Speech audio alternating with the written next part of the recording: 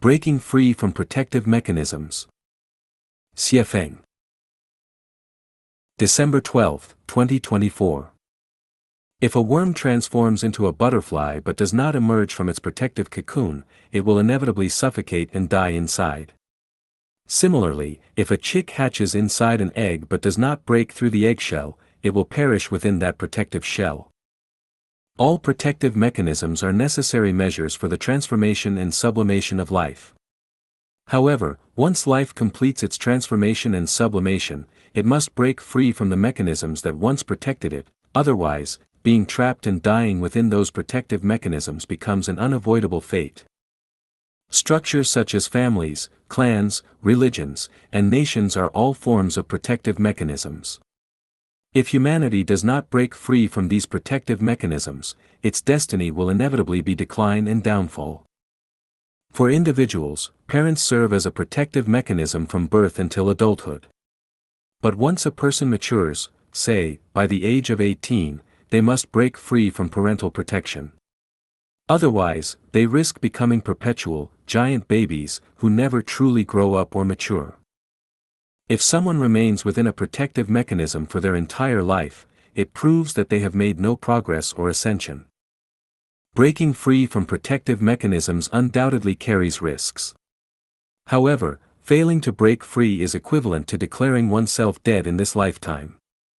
In this sense, anyone still trapped within a protective mechanism is either an immature child or a living corpse, someone who, despite still breathing and moving, is essentially dead. By this logic, long-married couples are nothing more than two living corpses, patriotic individuals are dead, and devotees who spend their entire lives immersed in a particular religion are dead. In truth, once you break free from a protective mechanism, you will discover that the world beyond is far larger and more fascinating, and your range of activity will be broader and more expansive. Once humanity escapes the protective mechanism of Earth, we will find that the entire universe is our home and playground. It is like a woman who has not entered marriage and family. Every man in the world is her potential husband. Likewise, for a man who has not entered marriage and family, every woman in the world is his potential wife. Breaking free from protective mechanisms must be a self-initiated process. You must not let external forces shatter those mechanisms for you. Like butterflies and chicks, the breakthrough must come from one's own efforts. If external forces break the cocoon or eggshell, it is highly likely to result in stillbirth. Therefore, protective mechanisms are essential, but once maturity is reached, breaking free is the only way to reveal the innate splendor of life. If someone ascends from being human to becoming a celestial being or a Buddha, they must break free from all of life's protective mechanisms, especially those constructed by humanity, including legal and moral systems and all operational programs of human society.